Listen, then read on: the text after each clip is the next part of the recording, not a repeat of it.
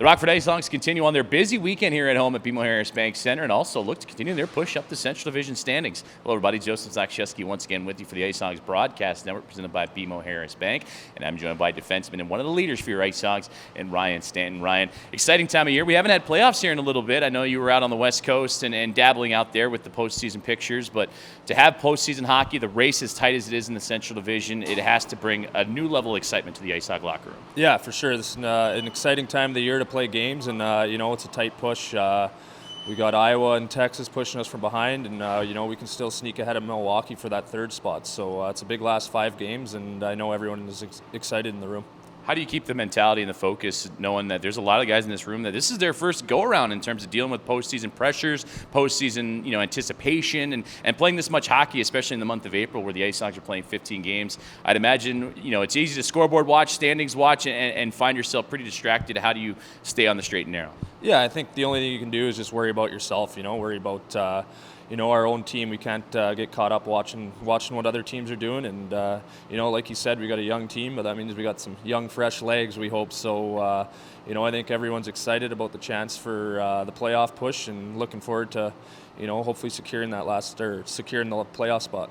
Well, for the IceHogs, too, if they got a young team, you need leaders to help guide them and show them the way. Ryan's one of those guys. Ryan, you've seen success here at this level. You've been a part of Calder Cup playoff pushes, went to the finals with Garrett Mitchell when you were with the Hershey Bears, too. How much of that leadership and experience are you trying to use to maybe show these guys a thing or two of what's to come? Yeah, for sure. We got a good group in there, a bunch of good young kids, and they got some skill and they work hard. So like you said, me and Garrett went on a nice run there and a couple other chances to play in the playoffs. So, anything they can use from me for any, guidance or leadership, I'm more than willing to help.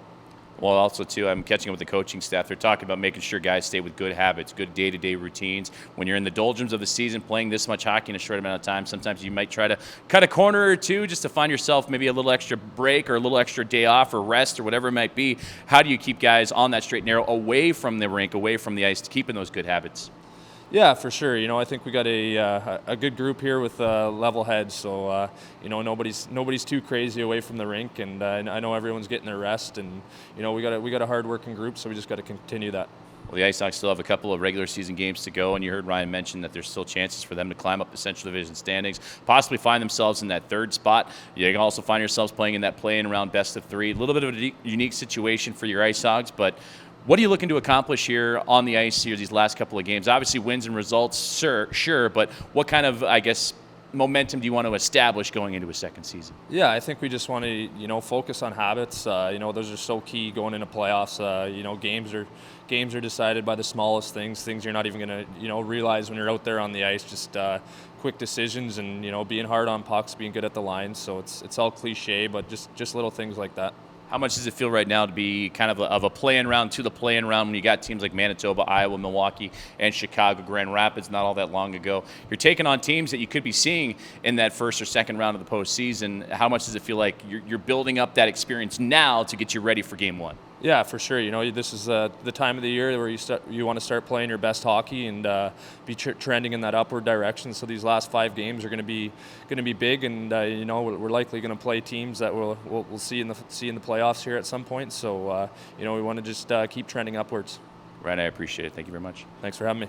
Defenseman Ryan Stanton joining us here on the IceHogs Broadcast Network. Hogs continuing on a very busy weekend at BMO Harris Bank Center and also looking to continue their push up the Central Division standings. Let's get you back to the action. You're listening and watching Rockford IceHogs Hockey on the Hogs Broadcast Network, presented by BMO Harris Bank.